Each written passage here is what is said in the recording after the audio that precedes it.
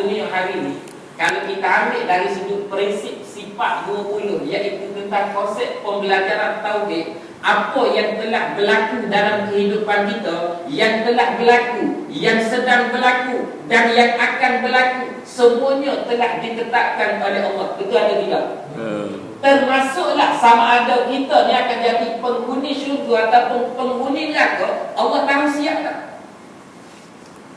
Saya, sama ada saya ni calon ahli syurga ataupun saya ni calon ahli neraka, saya tak tahu lagi. Tapi Allah dengan sifat ilmu dia, Allah tahu siapa. Maka para ulama dia sebut hujung kehidupan manusia sama ada syurga ataupun neraka. Dua tempat tu sahaja. Sebab itulah tak betul istilah orang Melayu sebut kata mati tamat riwayat hidup. Orang Melayu sebutkan bila mati tamat riwayat hidup. Tak betul. Sebab dalam Islam mati tak tamat riwayat hidup. Dalam Islam mati hanya perpisahan roh daripada jasad. Bila roh berpisah daripada jasad, hidup lagi. Hidup di mana? Hidup di alam barzakh, hidup dengan keadaan yang Allah yang tahu.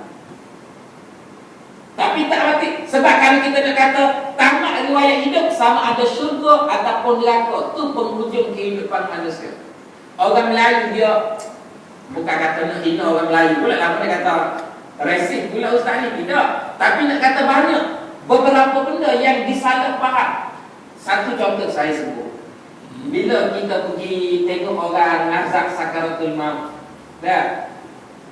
dia nak pergi ajar mengucap pada orang tak pandai, ataupun dia segan sebab kemungkinan yang nazak tu sekadar kawan tu kawan tak rapat, tapi kenallah duduk sekampung, dia pesan pada anak, ajar bapak kamu mengucap. Sebenarnya bukan ajar supaya mengucap, ajar supaya sebut la ilaha illallah. Ada orang pula sampai tahap dia pergi dekat telinga kawan dia boleh sebut den, mengucap den. Nabi tak ajar pada umat dia supaya sebut kepada orang nak meninggal supaya sebut mengucap, tak ada istilah mengucap. Tetapi Nabi sebut dalam hadis, lakinu mautakum la ilaha illallah. Yang betulnya pergi di telinga dia, bisik di telinga la ilaha illallah, bukan suruh dia mengucap. Antara lagi salah faham orang Melayu. Orang Melayu kita contoh dalam bab ni, orang muda lah, ada 2-3 orang muda. Orang Melayu kita, dia sebut bila nak berkahwin mesti kaya dulu. Betul ke tidak? Nak berkahwin mesti ada duit dulu baru boleh kahwin. Sebab tu anak-anak muda berusaha kerja, kumpul duit dulu sampai kadang-kadang sampai masuk 40 tak kahwin-kahwin. Sebab apa tak kahwin? Tak ada duit lagi. Sedangkan di sisi Islam, nak kaya, kahwin. Orang Melayu nak kahwin mesti kaya. Di sisi Islam, nak kaya, kahwin. Malam ni tuan-tuan belajar satu benda, nak kaya kena buat apa? Kahwin dah macam mana Ustaz? Kahwin seorang lagi. Dulu kat lama maruk belah kanan ni. Budak ni dah kali pertama aku sekeh awak tahu. Ucap yang saya sebut berlaku pada zaman Nabi SAW. Datang seorang sahabat Nabi mengadu pada Nabi. Dia kata kehidupan dia susah, miskin, nak buat macam mana? Nabi kata kahwin. Dia kahwin. Bila dia kahwin, daripada dia duduk seorang-seorang, katalah dia makan sehari-hari, dia makan sepinggan. Bila dia kahwin, 2 orang duduk, daripada sepinggan bagi pun. Nabi kata nak senang kahwin, aku kahwin bagi susah dia kata. Dia pergi jumpa dengan Nabi lagi. Nabi kata kalau kamu nak senang, kahwin satu lagi. Dia kahwin satu lagi. Dia kahwin satu lagi daripada sepinggan, kau situ jadi sepinggan, kau situ kau boleh kata makin tambah payah dia kata. Jumpa dengan Nabi lagi. Saya ringkaskan cerita. Dia jumpa beberapa kali sampai dia kahwin 4 orang isteri.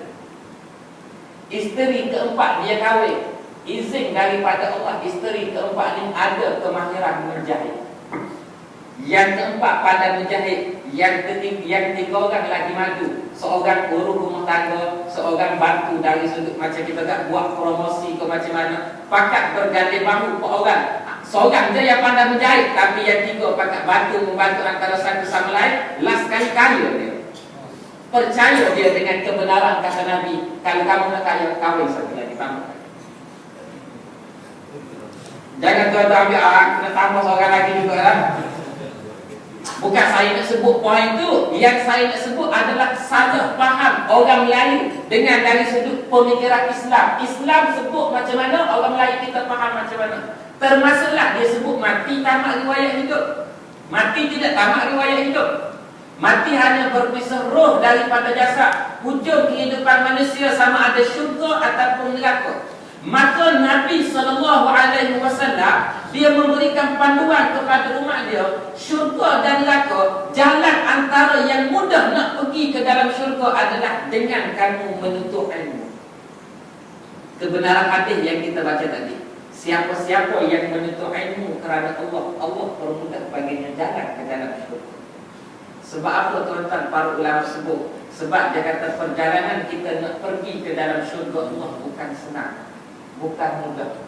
Saya bacakan kepada tuan-tuan satu ayat daripada suratul Baqarah. Allah Subhanahu wa taala menyebutkan, afa hasibtum an tadkhulul jannata wa lamma ya'tikum mathalul ladzina khalau min qablikum massathumul ba'sa wad dharra wa zulzilu hatta yaqula ar-rasulu wal ladzina amanu ma'ahu mata nasrullah ala inna nasrallahi qarib. Yang bermaksud, hei manusia, apakah kamu sangka kamu boleh masuk ke dalam syurga Allah begitu senang?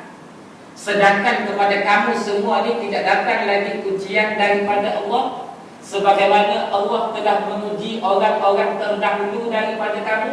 Mereka diuji dengan kelaparan, mereka diuji dengan kepayahan, mereka dihimpit dengan keperitan, sehinggakan hati mereka digoncang oleh Allah dalam medan perang untuk agama, sehingga keluar daripada mulut Nabi dan orang-orang yang beriman bersama dengan Nabi, mata nasrullah, bila Allah nak beri pertolongan kepada kita, diuji sampai tahap begitu. Quran menyebutkan ala inna nasrallahi qarib. Wahai Muhammad, kamu kena tahu pertolongan Allah sangat dekat. Tapi sengaja Allah uji kamu dengan susah payah, sebab kamu nak dapat syurga bukan senang. Memang kata nak berjuang agama ni pahit, kerana syurga tu manis. Maka ayat Quran tersebut, adakah kamu ingat kamu boleh masuk syurga dengan senang lena? Allah tak uji lagi pada kamu sebagaimana Allah uji generasi terdahulu. Allah Rabbi ya Karim. Kisah seorang sahabat Nabi SAW, nama dia Khabab. Khabab ni adalah seorang sahabat Nabi yang mana sebelum daripada ini adalah seorang hamba. Dia ditebus dan dibebaskan, kalau saya tak silap, oleh Sayyidina Abu Bakar As-Siddiq. Sayyidina Abu Bakar tengok dia disiksa oleh tuan dia, Sayyidina Abu Bakar kesiap. Khabab ni seorang sahabat Nabi yang mempunyai tubuh badan yang sedikit gempal. Gempal kita istilah gemuk lah, kita kata apa nama ni, lemuk-lemuk sikit tak, tubuh dia gempal, lemuk. Disebabkan dia memilih untuk bersama dengan Islam, bersama dengan Nabi, tuan dia menyiksa Khabab sampai meletakkan Khabab di atas bara api. Para ulama sebut dalam kitab-kitab sirah, bara api itu terpadam disebabkan lemuk yang cair daripada tubuh Khabab. Tuan tak boleh bayang di belakang tubuh. Guru saya disebut ketika menceritakan kisah ini, dia kata bila angkat belakang tubuh Khabab, tidak ada satu tempat anak jari pun yang boleh letak di belakang dia, yang mana belakang dia rata. Semua berpalu, dia kata. Khabab diuji macam tu sekali. Pernah satu ketika Khabab pergi bertemu dengan Nabi. Khabab tanya pada Nabi, dia kata, ya Rasulullah, aku tengok kita duduk jual Islam ni, nampak penat, nampak letih, nampak payah, nampak susah, diuji. Sahabat-sahabat kita ada mati dibunuh. Sumayyah dan suami dia mati dibunuh. Sahabat-sahabat kita lain ramai mati di medan perang. Tak boleh ke kamu ya Rasulullah, kamu ni Nabi, kamu ni Rasul, tak boleh ke kamu doa pada Allah supaya Allah memberikan kemenangan kepada kita dengan mudah? Kan Nabi Muhammad bila doa pada Allah, Allah mustajab ke tidak? Mustajab lah. Dia kata tak boleh ke kamu doa pada Allah, doa sahaja. Ni nampak kita duduk juang, penat, payah. Nabi ketika tu ulama sebut Nabi tengah apa nama ni, duduk Orang Kelantan panggil menyenggeng. Menyenggeng ni sebut senyegak, duduk berbaring rehatlah. Dengar rapat sebut macam tu, Nabi bingkah bangun. Nabi bingkah bangun, wajah Nabi serta muka berubah daripada wajah Nabi putih ke merah-merahan, wajah Nabi berubah jadi merah padam sebab nak malu dengar kata-kata khabar. Nabi tegur khabar, Nabi kata, wahai khabar, adakah kamu ni tak sabar nak dapat kemenangan daripada Allah? Kamu tahu ke tidak, umat-umat terdahulu ada dalam kalangan mereka berjuang agama, belakang mereka ni dicakar dengan pencakar daripada besi sampai hancur luruh daging mereka tinggal tulang. Nabi sebut pada khabar, kamu ni jenis orang bodoh apa khabar? Walau Nabi boleh cedera pada Allah. Khabar tu siapa? Sebab tu saya sebut kisah dia disiksa macam tu sekali, tapi dengan pengorbanan dia ditegur lagi oleh Nabi SAW. Sebab tu tuan-tuan, kalau kita tahu hakikat Islam yang sebenar, nak tunjuk pada matlamat akhir kehidupan kita, yakni syurga, bukan senang. Nabi menjadikan kalau kamu nak senantiasalah duduk dalam majlis-majlis ilmu. Kerana dengan belajar kamu akan tahu mana dosa, mana pahala. Dengan belajar kamu akan tahu mana halal, mana haram. Dengan belajar kamu tahu mana benda boleh buat, mana benda tak boleh buat. Betul atau tidak? Guru kami dia sebut, dia kata mudah kita nak buat kita duduk sama moden hari ini. Kalau kita nak masuk tanda, kena bayar atau tidak masuk tanda? Bayar. Tuan-tuan masuk pub kita nak buang air kecil berapa sen kat sini? 30 sen. Kita panggil 3 kupang. Buang air besar 50 sen, mandi RM1. Orang Kelantan panggil buang air kecil terus small water, dia kata. Terus small water and big water, yang mana faham-faham, tak faham juga.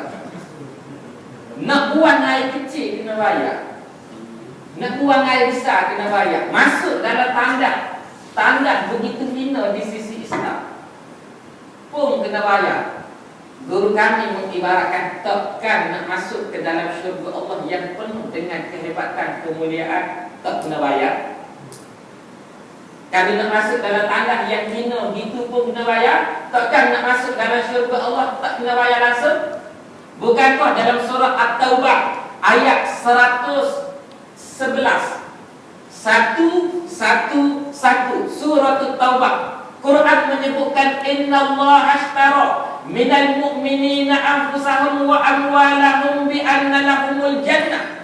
Al-ayat, sesungguhnya Allah memberi daripada orang-orang yang beriman diri mereka, harta mereka dengan janji syurga daripada Allah. Nak bayar syurga dengan apa? Bayar dengan harta, bayar dengan diri kita. Kerana syurga tuan-tuan, Allahu Rabbi disebut dalam satu hadis orang yang terakhir masuk dalam syurga. Kisah orang terakhir ni lepas daripada seperiklah. Ahli neraka masuk ahli neraka dah, ahli syurga masuk dalam syurga dah. Cuma yang masuk ke dalam neraka ni dia ada beberapa kategori. Kategori pertama yang masuk neraka yang kekal dalam api neraka. Yang kekal dalam api neraka ni jenis yang kufur, tidak beriman pada Allah. Maka yang tidak beriman, sorry, tiada maaf bagimu kata Allah. Sebab apa? Dia syirik pada Allah. Tapi ada juga yang masuk dalam neraka, kategori masuk neraka masuk sementara. Nah, akan keluar pula. Keluar ni ulama sebut dia dikeluarkan daripada neraka, dia direndamkan di dalam satu anak sungai. Nama anak sungai tu Sungai Al-Hayat. Al-Hayat maksud dia sungai kehidupan. Dia direndam dalam sungai tu daripada tubuh gentung busuk, hanyut, bakar apa, bila rendam dalam sungai tu jadi bersih, jadi handsome, jadi tampak. Sebab apa? Sebab orang ni ahli syurga. Maka hadis Nabi sebut orang terakhir yang masuk dalam syurga, dia masuk dalam neraka dulu, rendam lama dalam neraka habis rasa dia, kemudian dia diangkat dan dimasukkan ke dalam syurga. Sebab dalam hati dia ada iman sebesar zarah, ada iman sebesar biji sawit. Saya belajar dulu, sebesar zarah tu besar mana Ustaz? Orang jadi kepala tanya dia tanya apa? Besar zarah tu besar mana? Kita baca ayat Quran surah apa tu? Faman ya'mal mithqala dzarratin khairan yarah wa man ya'mal mithqala dzarratin syarran yarah.